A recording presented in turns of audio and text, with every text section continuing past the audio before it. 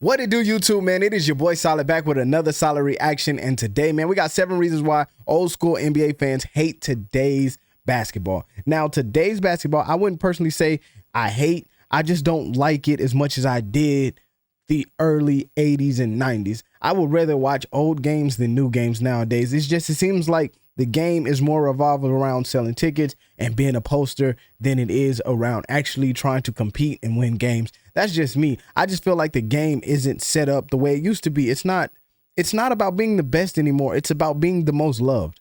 And that's not what it was ever about. If we look at every team in history that was great, they were not liked.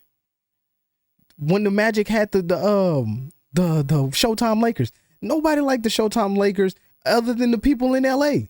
Everybody hated the Showtime Lakers. Same thing with Boston. If you weren't in Boston and you were anywhere else, you hated Boston. You hated them because they did what was necessary. You get what I'm saying? The Bulls, same thing. If you weren't a Bulls fan and you didn't live in Chicago, you hated the Bulls. If you didn't live in Detroit and you didn't love Detroit, guess what? You hated Detroit. If you wasn't anywhere, wherever your team wasn't, and you wasn't there, it was hate. Everybody hated everybody. It wasn't, man, no, LeBron decent and Anthony Davis is too, and we're gonna show everybody love. No, it was like, bro, like fans. I feel like back then fans had the rule of their rounds. Like, I feel like back then, if somebody said, the wrong thing about the team, it could break a fight. Today, I just feel like it's a laughing matter. But, man, we're going to check this video out, man. We're going to see exactly what these 7 reasons are, man. And I'll tell you if I agree with them or if I disagree. If y'all guys do enjoy this video, man, hit that like button, subscribe to this channel, and turn your notifications on. I am always going to be here for another solid reaction, so make sure y'all hit that noti bell, baby. But let's get into this one and see what's going on. So how am I going to approach this? Well, I narrowed it down to 7 points where I feel those are the major points why old school fans dislike today's NBA. So let's start with number 1. Okay. They're taking away the physicality of the game. Coming in at number 1 are the super teams. And just to be clear, back in the days, we also had super teams. I mean, the 80s Lakers or the 80s Celtics also had more than 2 superstars on their team. But this all happened naturally through drafts or trades. And this is something that I don't have a problem with. However, what I do have a problem with is players who in their prime join other superstars in order to have the easy road to a championship. Exactly. In all honesty, I can't respect that. Guys like a Reggie... That is something that I totally agree with. If you got to join other superstars to beat up on kids that ain't even superstars, like, well, me and KD and Westbrook are all going to join the same team, and then, we're going to go and beat up on Cleveland because they don't have LeBron anymore. What? Or LeBron James, I'm going to go join D-Wade, Bosh, Chalmers, and me, and we're going to go whoop up on the West when you were already, when the Cavaliers were already making the freaking, what's the name? The playoffs every year with just him. Like, what are you doing? What are you doing? You needed him for what? But, I mean, I get it. Miller, John Stockton, or Patrick Ewing never won NBA championship, but they stayed loyal to their franchise and tried it the hard way. And this is something that I truly respect. Another thing that I liked back in the days was that most superstars stayed with their franchise, at least for the majority of their career. I mean, Michael Jordan will always be a Chicago Bull because he played 12 plus years for this franchise. Even though he played with the Wizards. Olajuwon with the Rockets, Malone and Stockton with the Jazz. I mean, you get the idea. It was nice to have the NBA more balanced and every team had their superstars. That was something that was really important to me back in the days and something that I really loved and enjoyed. The next one that I have on my list is uncontested dunks. It is the 1990s, I am a teenager, and I have posters on my wall of NBA players dunking on other NBA players. I don't know what NBA posters look like today, but I can't imagine that you will see somebody trying to block a ball on the poster. And don't get me wrong. This is what we loved right here. You see this? Body to body, contact to contact. This is what I call a slasher. That's a slasher. Of course I can what enjoy LeBron a nice be doing, dunk. that is not a Steals the slasher. ball, runs to the other side of the court. See, that's not a slasher. That's a fast break point. And finishes with a slam. But if the same player dribbles the ball into the paint, wants to slam the ball while the defender underneath basically is moving away from the basket, just that he's not on a poster, I mean, come on. Who wants to see that? A dunk is just so much better if you have a duel like two cowboys in a standoff, man against man. And 1 second will decide who wins the battle. If you are able to dunk the ball on a great shot blocker like Alonzo Mourning or Dikembe Mutombo, it's just so much more than a normal dunk. Isn't that what we all want to see? This intense moment where anything can happen? In today's game, you see so many players getting out of the way simply because they don't want to be on a poster. They call it a business decision. To me, that says it all. I love the guys who were up for the challenge, even a guy like a Sean Bradley who accepted the challenge and wanted to help their team and were trying to block the shot. Those are real players to me. And the next one on my list is the center position, probably the one that hurts the most to me. Shaquille O'Neal, Patrick Ewing, Hakeem Olajuwon, Moses Malone, Kareem Abdul-Jabbar, David Robinson. I mean, we had so many great bigs that dominated the paint. The center position gave the sport of basketball so much. Again, you had those Western duels where two cowboys faced off, the little guard who was penetrating the paint and the big who protected the basket. Another thing, we had bigs who showed the beauty of their postgame. It's all gone now, and I miss it so much. There's not that many great centers, and I'd be Michael Jordan in this era. Oh God! Hey, I wouldn't doubt that he's not lying. It's definitely changed the way that teams play, the way everybody wants to spread the floor. Most big guys now, instead of posting up, they want to get out there and shoot threes. And you look at all the big guys, Embiid, he's definitely one of them. He spends the majority of his time at the three-point line, where when I played, we were mostly in the post. We post up, we may go out to 16, 17 feet, shoot our shots, myself, Hakeem, David. But now, Porzingis, those guys, they're all three-point shooters. Just because Dirk is 7 feet tall and he's a great shooter, just because Kevin Durant is 7 foot and he's a great shooter, that don't mean all you other 7 foot dummies should be out there shooting numbers. I was always taught the things that are difficult, you have to make it simple. So instead of stretching out, shooting threes, you should dominate in the post. You got a skilled guy like me playing in the post. Can't tell me it's not a high percentage shot. Yeah. Right now you got a lot of unskilled guys trying to play the post who don't like taking the contact, which makes the analytic numbers sound about right. We have shifted away from physicality and shifted away from all that. Teams don't know how to play anymore. Like right. He's making valid points. Like, he really is. He's saying it. Like, they're not skilled anymore. They're not skilled. They're not learning how to use their body. They're not doing this. They just know, if I shoot a three, it's 3 points. Like, they're not skilled. Now, teams are switching 1 to 5. Yeah. I wish Spud were able to switch that on me. Next on my list, I have the AllStar Game.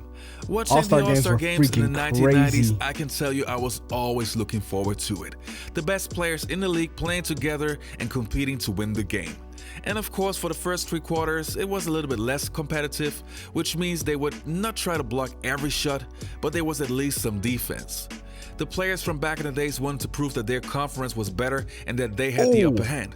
And talking about the 4th quarter, I mean, it was amazing, since you could really see that they really, really were going at it. Exactly. Today's AllStar Game is simply put terrible. No defense whatsoever. The games are super boring because all you see is players getting out of the way so that the other players can dunk the ball. That's not what I want to see. Honestly, it's really sad to say, but I can't watch it no more. And the next one that I have on my list are the rivalries. Okay, rivalries are fucking dead. Rivalries are dead. The Lakers and the Clippers don't go at it like they used to no more. The Lakers and the Celtics don't go at it like they used to no more. You feel what I'm saying? Chicago and Detroit don't go at it like they used to no more. It's dead. It's dead. Rivalries are dead. Name a team right now that has a rivalry against another team. They're dead. Rivalries are dead. Now, I guess we can say Ja Morant because he did call out the Warriors, but they're dead. They're dead, bro. Rivalries are dead. I don't care what nobody say. Rivalries have been dead. It's always been dead. There's no coming back from it. They're dead. thing I really loved back in the days were those intense rivalries. The Lakers versus the Celtics, the Bulls versus the Pistons, the Bulls versus the Knicks versus the Heat, and so on and so on. You just not knew there no back more. then that those teams really hated each other. And it's not that I enjoy hate, but the result that we saw, the Was a magic on beautiful the court that we game. saw, players who were fighting after every loose ball, the intense fouls, this excitement, knowing that everything could happen. And Larry This is trying to something get that him. I'm really missing today. Tell us about your rivalry with the Knicks. What rivalry? That rivalry, man, I'm telling you, boy, that was a real rivalry. This is a big, physical, wide New York Look at team them. that plays you tough. And back come the Bulls. Oh, he is ripped by Starks. This has become a war. Anybody that was trying to take something from us, that's a rivalry. Michael Jordan and Xavier. You see what I'm saying? That's why he's the GOAT. You're not gonna take it from me, bro. If you anybody trying to take a championship from Mike, you're gonna have to feel me on it. That's how Mike coming. Like, feel me, bro. What are you saying?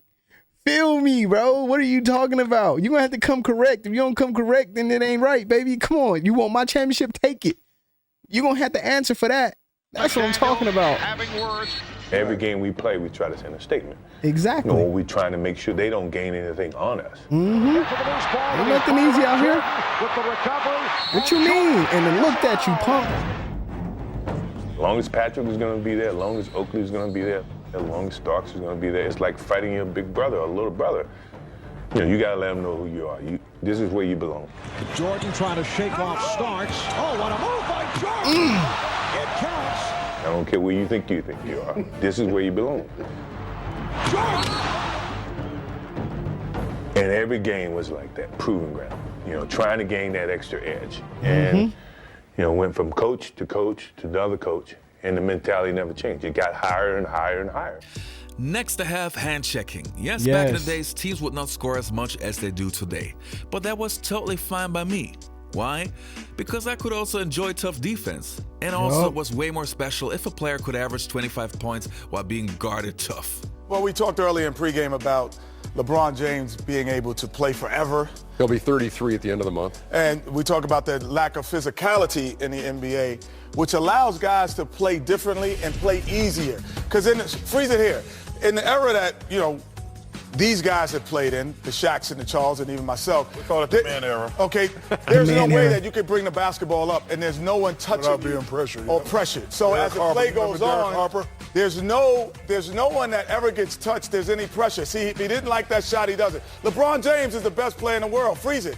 There's no defensive pressure or touching because of the new rules in the current state. Now, the next one that I have on my list is the flopping. Oh, okay, God. this one will be a pretty short God, I don't one. even want With to. all I don't the even want to. toughness that Hold we were on, used man. to back in the I don't even want to talk about the flopping. Yo, flopping is, it is disgusting. And if look at me. I'm going to talk to, if you're an NBA player or if you're striving to be an NBA player or if you want to be the NBA player, let me speak to you. Let me holler at you real quick. Don't do that. It puts you so far back, bro. Flopping just shows me you be made. I don't want to use the word, but you know what I mean. You be made. What you flopping for? Go at him. Get your bucket, son. Don't do that, bro. Flopping is for people who don't know how to play basketball. Flopping is for people who can't handle pressure. Don't be one of them guys. Don't be the LeBrons. Don't be the who's another person that does that hella hard? James Harden. Don't do that. Just play the game. Play the game to win, man. That's all I gotta say, man. Is play the game to win. When y'all learn that there's a levels to it. When I look at people and I say, look, man, did he flop during the season? If he didn't do none of this, then okay, I can move him up a little bit. But once you flop and you start doing it consistently, yeah, we done. That's why Curry is actually so high on my list, because he rarely flops. Does he flop? Yes, he does. No, I'm not gonna say he don't. But he will fight through a contact to try to put a shot up just so he can get the 4-point play. That's who Curry is. But flopping is freaking just stupid. I don't know why it's allowed. I don't understand it. The 80s and 90s, those flops are just a joke.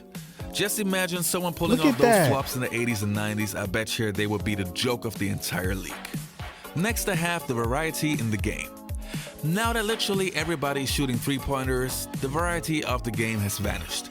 The 90s had everything you want in basketball, but Had perfectly shooting, balanced. You had yes. shooters, you had slashers, you had dunkers, you had defenders, and everybody had their specialty. Now it feels like all players are literally the same, and everybody's just trying to shoot the basketball. You have guys standing out there heaving up threes that's really not three-point shooters. All right, man. I just look at it, and I'm gonna say this very quick, man. Get it over with the end of it. Those are all facts, man. I think that if they would bring back old school rules, just some of them, they don't have to bring back all of them. Let's bring back hand checking. That's fine. There's nothing wrong with hand checking. Boom, hunk. Hey, there's nothing wrong with this. If you can't score because I put my hand on you, then you're garbage. You're fucking trash. That's the honest to God truth. If I touch you, and like right now, this is 100%. I hand guard. I check my daughter. I hand check her every time. I want my daughter to be able to handle and finish the ball with me pushing on her. And I don't baby push my daughter. I push the shit out of my daughter. I want her to be able to hold her own when it comes to somebody pushing her. When a fat girl is putting her weight on you, when a guard or they double team you and they trying to push her. My daughter, I tell you right now, my daughter is sitting at 130 pounds, but she will back down a 200-pound female and spin and put that ball in because my daughter understands how to use her weight. That's what hand checking did. That's what it was. That's what the game was about. So let's bring back some of these little rules. Let's take some of this stuff out. Bring the game back to what it used to be. Bring it back to actually basketball. This ain't basketball no more. This is a talent show. That's what I feel like the era is now. It's talent show. The talent show era of basketball. That's what we're going to call this, the talent show era. But, man, thank you guys for checking out this video, man. If y'all guys did enjoy me ranting and talking all this trash, then go ahead and hit that subscribe button and like this video, man. I will see y'all in the next one, man. Solid is out. Peace.